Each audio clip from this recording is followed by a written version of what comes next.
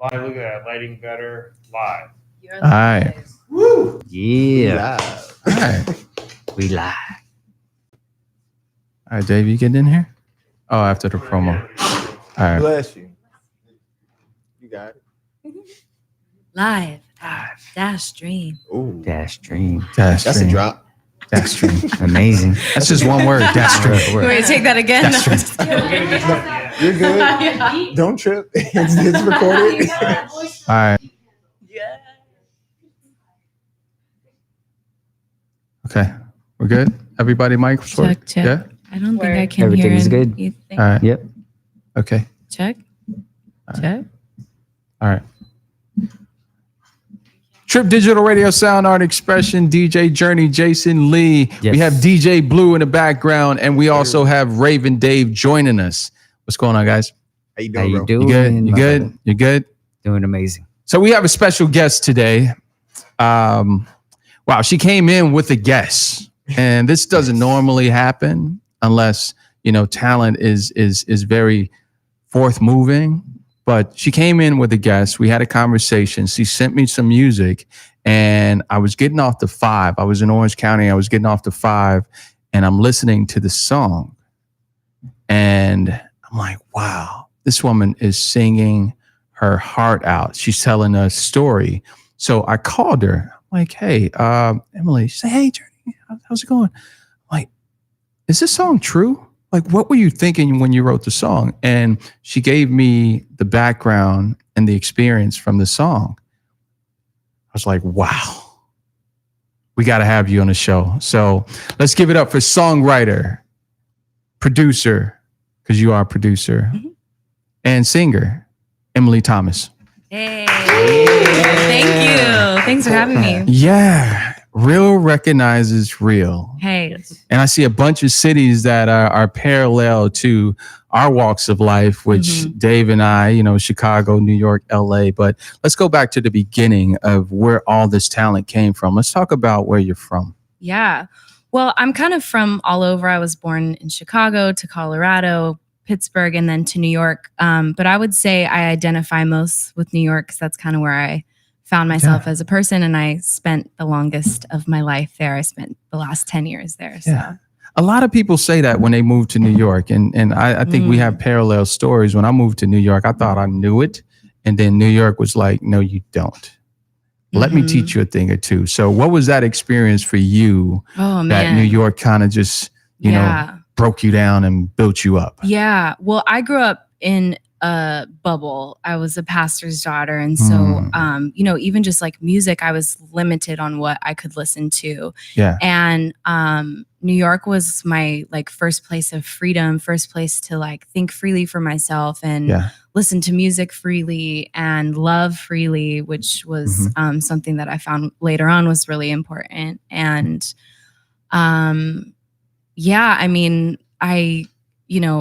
don't necessarily think 4-year college for musical theater is necessary, but for me it was just to learn about life and experiences. And I don't know how my parents let me go to New York at 18, but I learned a lot and became a real human. And I looked at Dave, I don't know right? how you did it. I looked at Dave when it took me a decade after that, and I still couldn't imagine how someone at 18 and then actually managed to.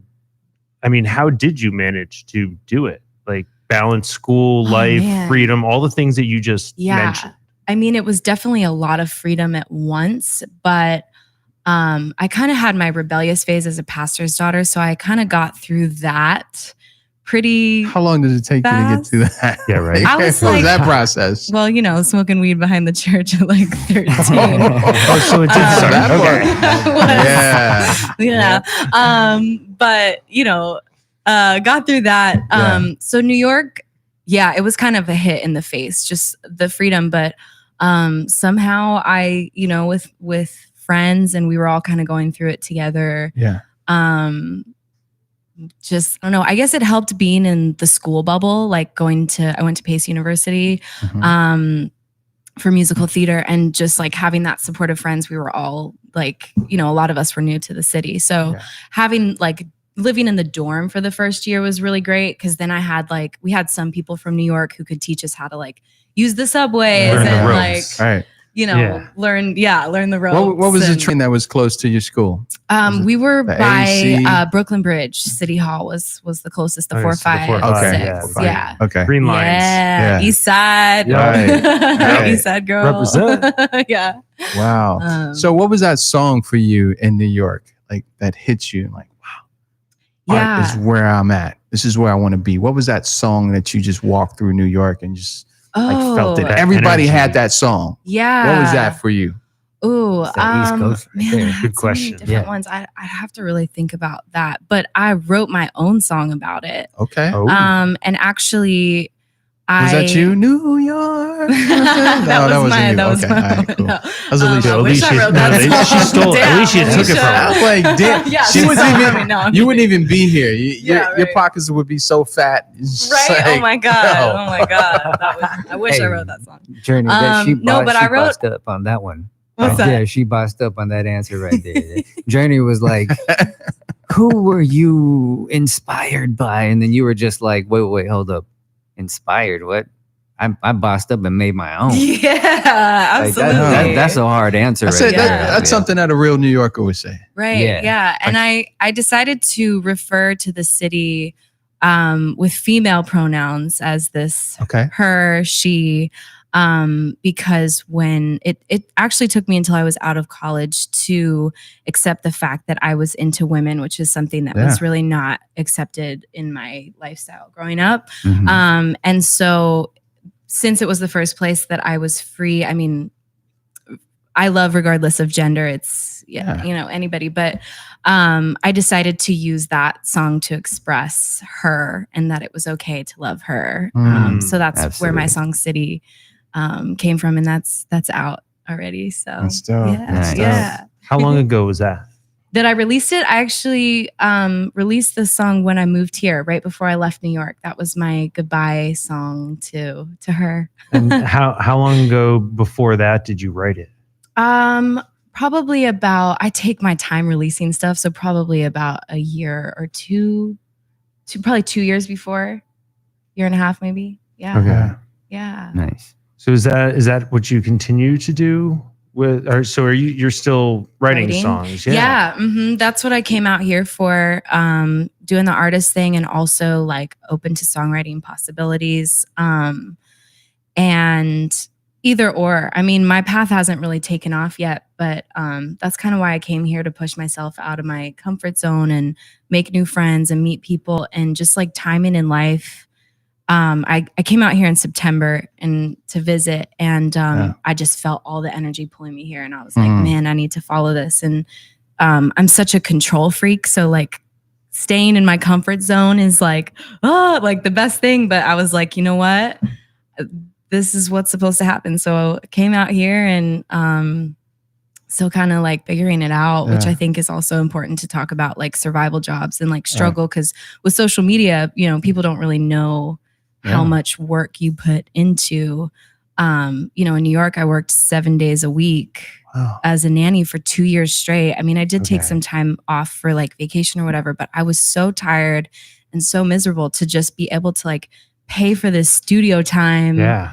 And I think that we don't talk about that enough, survival job life for a pride thing. And I feel like that is so important to talk about. And I want to say I was still 29 and I was a nanny, and here I am now, so. Well, shout out to Tyler, the creator, because he talks about his Starbucks job all the time.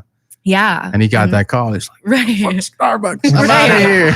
Right. I'm out. Actually, he got fired that Really? day. No, he was like, did. fuck He you. did. Fuck So- you, fuck you, you're cool. I'm out. right. Yeah. So moving right along, I mean, you said you kind of you were bit by the bug of LA. Yeah.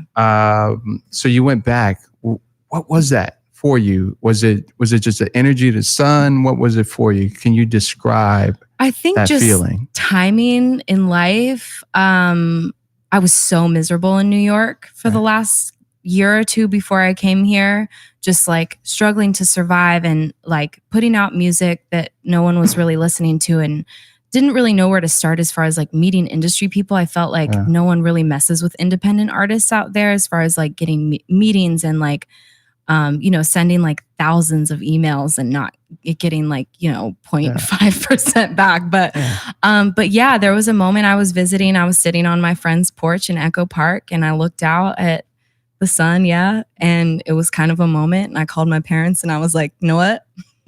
I'm moving to LA. So I mean, LA is good for struggle. I mean, the sun is shining. You're a little broke. It's like as long as the sun is shining, but when it's cold and you're broke, that's a different feel. Right. I think, I think like the value here, right? Yeah. Like you could do a little bit more, and people are just a little less angry because of the sun, right? And so there's this little extra room in between, whereas in New York, there's no extra space. Right. And so let me ask you, since you've been out here, right? Like, how's that transition been? Because I mean, people always ask me, hey, which one's better? But have you found that inspiration? Oh, hell yeah. I promised myself moving out here, first of all, that I would live alone. So that was my like big goal. And I made it work and, hopped on a plane with 2 suitcases and my cat. Like, live alone meaning be single in your own space, or you always live with other people? I always lived with other people in New York. You had to I never lived. That's true. There was no way I was paying $3,000 for you cannot live in Manhattan without a roommate. I guess that's the kind. You can't. And some of my roommates were cockroaches and mice as well. There you go. There you go. So, that's right there. Yeah, but I never lived alone up until now, and it's been the most amazing thing just to like have that space and breathe and just the quality of life here. Yeah. I'm such a type A, like organized person, and being around like all the people out here has been amazing because I'll be like, oh wait, I can breathe. Like, oh, you're right. You're on top it's of it. Okay You're if ahead. I'm 4 minutes late. Like, right. You're actually ahead by 10. God. Yeah, right. Yeah, it was really let alone if you're on time. I tell you, alone in New York, the late anxiety. Oh my God. That will kill you. Running for those train doors, like getting your stuck heart in is pounding out of your chest because you're like, not only does that, like, it puts you late for the whole entire day. Like, everything is just, it just stacks as a domino effect. Yep. And then the first one, then the next one. And by the end of the day, you're like, I'm 4 hours late. I'm sorry. That's all I can do. Yep. But here, people breathe. No, people are like, traffic, that's cool.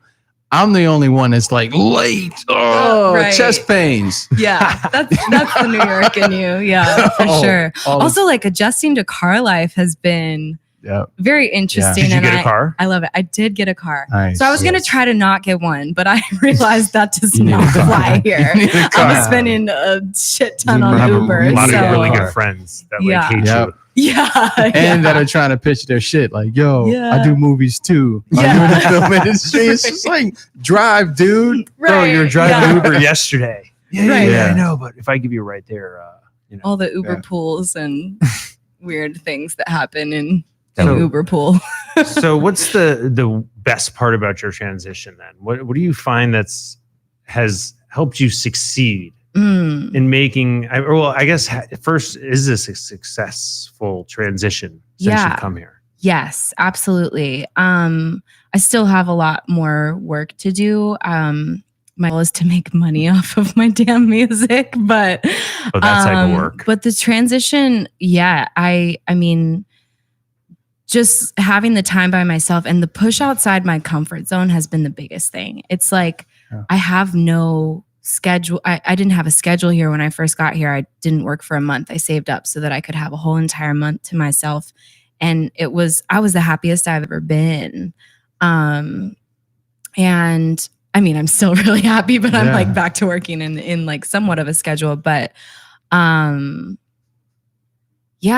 just the meeting new people and like pushing to meet new people. Cause I don't have, I have some friends from college and people that I've met through music, but it's just been nice. And it was liberating to like get rid of all of my stuff and put it in 2 suitcases. That's all I brought. Yeah. And my cat. That's amazing. That's it. 2 suitcases and a cat. That's Well, my next song that I'm gonna write. We really don't buy furniture in New York. We just kind of We just kind of go to the Bermuda Triangle, which we call the curb, and just kind of grab stuff. It's like, oh, a futon. Right. Let's put it in my apartment. Yep.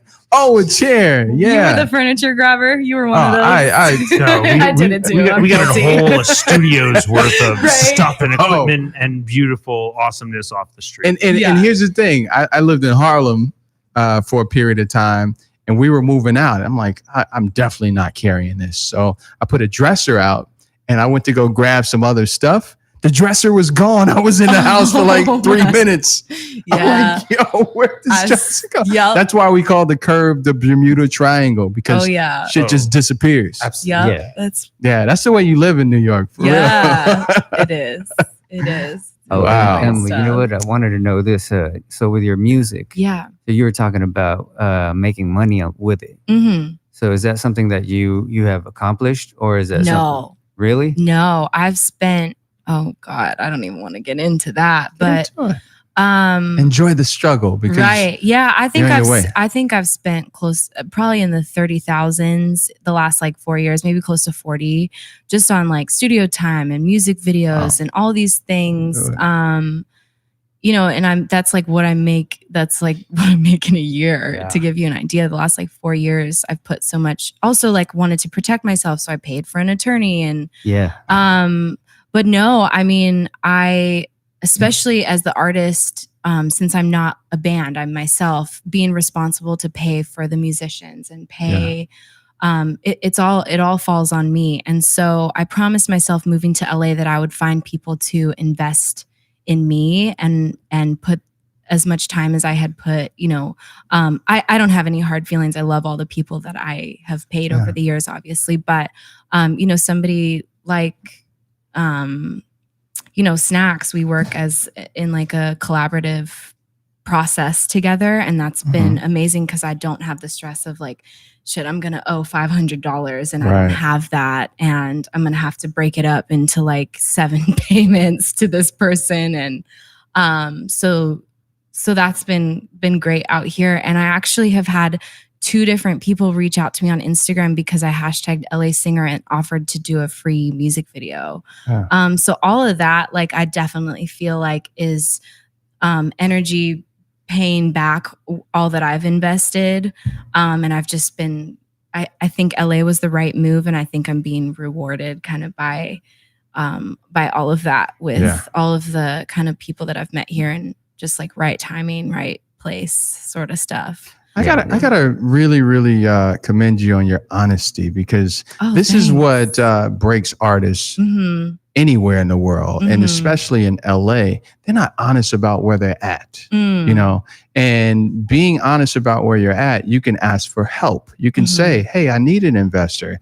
I need money for this. I need this. I need that. I need a place to stay. Yeah. A lot of pride goes into these coastal entertainment capitals and everything like that, and that's going to put you ahead because people are going to listen to this show and say, wow, let me go check out her music because I mean, she gave us her story. I felt that I struggled. They're going to listen to the music and they're going to hit her talent, and that's what's going to bring you the success. Thank you. So thank you so much. Thank you for definitely being honest about where you were. Yeah. So going into it, what are you hoping to accomplish this year? We got a few more months in this year. What do you want? What do you want to happen? I want to drop some more music myself. I hold on to a lot of it because my long-term goal is songwriting. So also just timing, it wasn't right because I needed to develop as a person. But now I think 2020, I'm just going to drop and just put it out there and let people finally hear everything and every color to me and, and be a little more real on social media. Like there's a lot that goes into, like putting makeup on and all that shit. And I feel like I just want to do like some photo shoots with no makeup and just be raw. Me and also like talk about this stuff that I've talked with you guys about tonight. But my goal, I would love to do the artist thing right now and go on tour. That's open for somebody. That would be amazing. That's kind of my goal. So what's your lineup for projects that you have coming out? So I'm sitting on I have a catalog of probably 30 to 40 songs. Some are just ideas. But I have a whole album that I could drop. But I've just been doing the singles thing because I feel that that's right for me until I build up a little bit more of a following and people to hear my music and stuff. So yeah, I'm just kind of going with my gut on each thing, and it just will kind of come to me, and I'll be like, all right, I'm gonna drop this next. So, we have a question. What would you like your supporters to know about you that you feel they don't know through social media and all that other stuff? Okay, you're a preacher's daughter. Yeah. You know, you're bisexual. What else is there? What have I not covered? Let's rephrase it. Yeah. What don't they know about? Yeah. Oh man. What's the secret?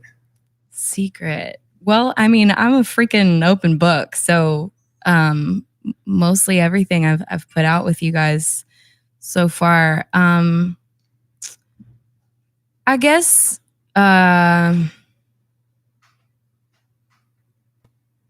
and the most important thing they should know and always remember. That I would say that it's okay to struggle with whether that's mentally, financially, it's okay. And everybody goes through that. I mean, I've been in every sort of different struggle and trying to find myself, and been in abusive friendships and just all different types of things, and it's okay to go through that. It makes the story. Absolutely. You know, who wants to be successful with no struggles? That's boring. For sure. That's boring. So where can your fans follow you? So my Instagram is Emily Thomas Music. I also have a website, emilythomasmusic.com. And that's dope. So Jason Lee, last question. I got it. I got some hardcore questions for you, actually. You want me to ask the last one too? I got that too. Yeah. Before I ask that one, you're a lesbian, right? Bisexual. You're a bisexual? Mm-hmm. Okay. That, to me, I collaborated with my first time collaborated with a lesbian artist. Mm-hmm.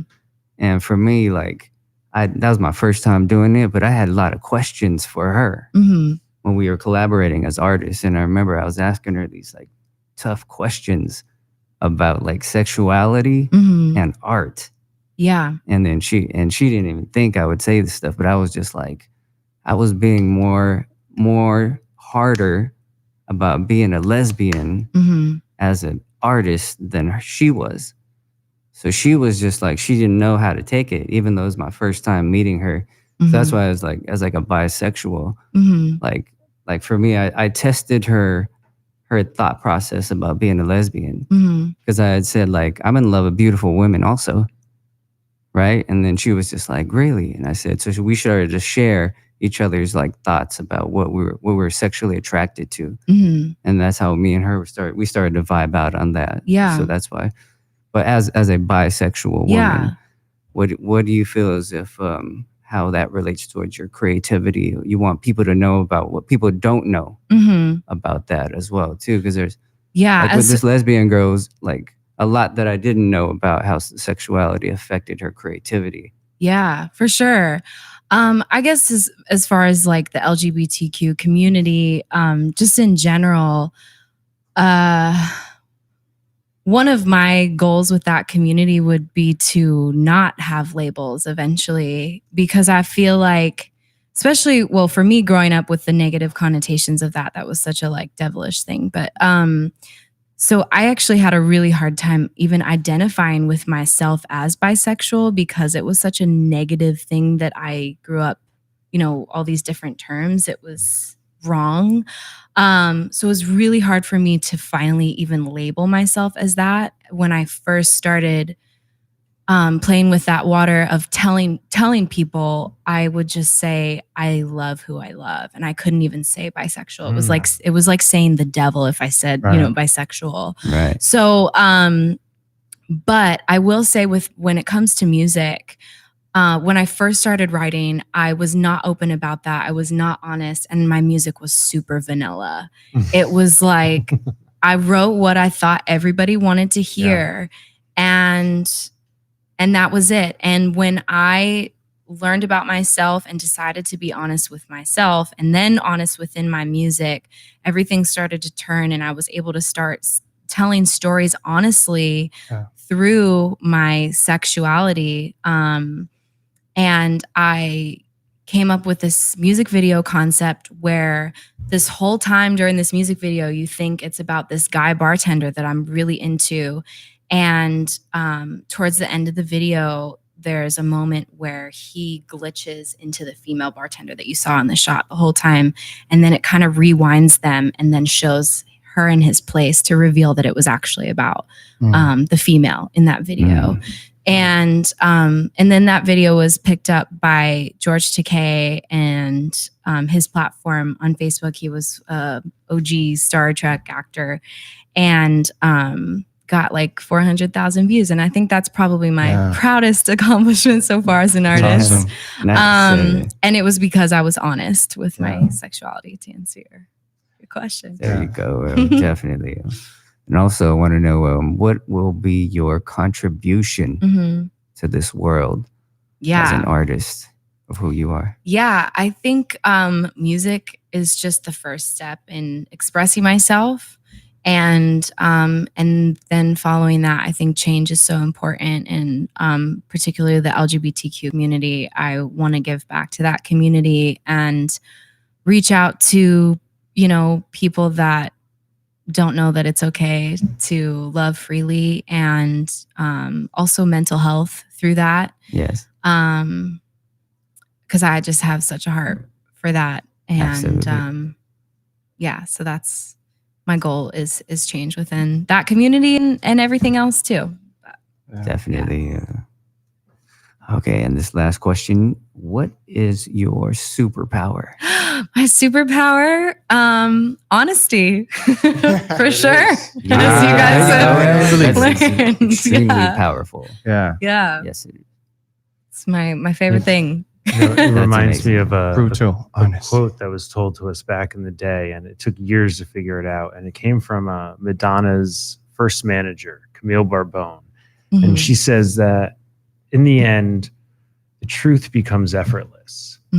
And let me ask you about, in your search of the truth and honesty, was that the case for you? Yeah. Now, once I was honest with myself, it's all just come so easily. Yeah, it's amazing. And it's liberating, and I feel free, and I feel happy. And it's awesome. There you have it, ladies and gentlemen. The truth. The truth. The truth Which is will hard set you these free. days, I think. It is. By the way, are you in a relationship? Are you like... I dropped a single. Okay. Get it? All right, Get it? Working on new beats. There's a new thing that's happening, but we won't talk about that because it's new. So. Don't jinx it, Yeah, let's not. Keep it. You know what's interesting? I'm really interested as a bisexual woman. Like for me as a master artist. Yeah. Because I create artwork. I have a new series that I'm making called The Most Beautiful Women in the World. And so, but for me, like I talk to women about their thoughts on beauty.